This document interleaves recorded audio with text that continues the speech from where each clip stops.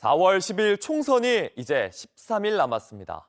여야는 기다렸다는 듯이 오늘 새벽부터 공식 선거운동에 돌입했습니다. 국민의힘은 0시부터 서울 송파의 가락시장을 찾았고 민주당은 오전 10시에 용산역 광장에서 선거운동 출정식을 엽니다. JTBC가 수도권 격전지 4곳의 민심을 조사했습니다.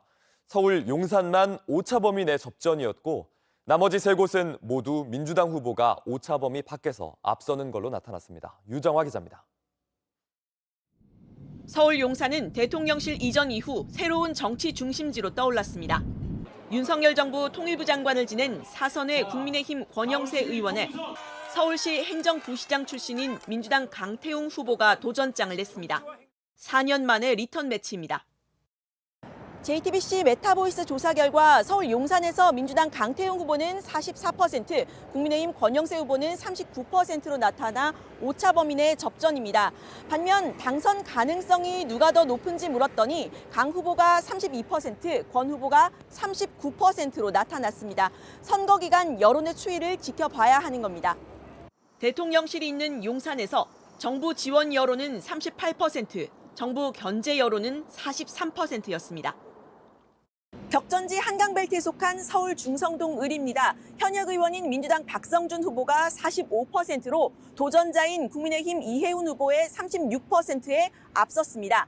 당선 가능성을 물었더니 박 후보 44%, 이 후보 26%로 격차가 더 벌어졌습니다.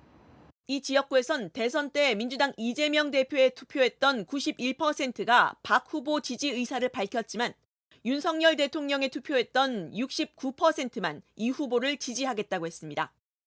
18%는 없음과 모름, 11%는 박 후보 지지로 이탈했습니다. 치열했던 당내 경선의 여파로 여권표 결집이 덜 이뤄진 걸로 분석됩니다. 서울 영등포 갑은 국회 부의장 김영주 의원이 민주당을 탈당해 국민의힘 후보로 5선에 도전합니다. 영등포 구청장을 지낸 민주당 최현일 후보와 개혁신당 수석대변인 허은하 후보가 출사표를 냈습니다. 최 후보는 40%, 김 후보는 26%, 허 후보는 4%로 나타났습니다. 최 후보가 14%포인트 차로 오차범위 밖에서 앞섰는데 당선 가능성을 묻자 최 후보가 46%, 김 후보가 22%로 격차가 더 벌어졌습니다. 경기 수원정에선 민주당 김준혁 후보가 44%로 33%인 국민의힘 이수정 후보에 앞섰습니다. 반드시 투표하겠다는 적극 투표층에선 김 후보 지지 52%, 이 후보 지지 36%로 격차가 더 벌어졌습니다. 여론 읽어주는 기자 여기 2024가 주목한 곳은 바로 여기 중도층 쏠림입니다. 앞서 보신 것처럼 수도권 격전지에서 민주당 후보가 선전하는 곳들이 있죠. 자세히 들여다봤더니 스스로 중도라고 답한 층에서 민주당 쏠림 현상이 나타나고 있었습니다. 서울 용산에선 여야 후보가 5%포인트 차 오차범위 내 접전이었는데요. 그런데 중도층에선 국민의힘 권영세 후보가 28%로 나타나면서 16%포인트 차로 벌어집니다. 다른 지역들도 중도층만 떼어서 살펴보겠습니다. 경기 수원정에선 민주당 후보가 52%로 과반이었고 국민의힘 후보가 20%였습니다. 서울 중성동 을에선 박 후보가 49%, 이 후보가 25%, 그리고 영등포 갑에서도 최 후보가 44%, 김 후보가 22%였는데요.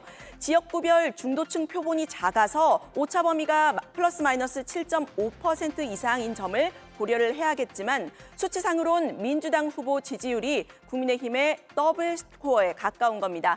이런 경향은 전국적으로도 나타납니다. 지난 25일 리얼미터 조사에선 중도층에서 민주당 지지율 오차범위 밖에서 국민의힘보다 높게 나타났습니다. 선거에서 중도층은 막판까지 변수로 작용할 수 있어서 끝까지 지켜봐야 합니다. 다만 이 중도층이 한쪽으로 쏠리는 경향이 지속될 경우 반대쪽에서는 확장성이 제한될 수가 있죠. 정치권에서는 지금의 이 상황을 정권 심판론 바람이 불고 있는 것으로 해석합니다.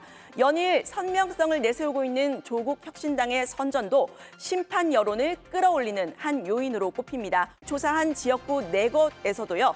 비례대표는 조국혁신당을 지지하겠다라는 응답 보시는 것처럼 20%대로 나타났습니다. 다만 20대 이하 연령대에선 조국혁신당 지지 응답이 10%대로 반토막이었습니다.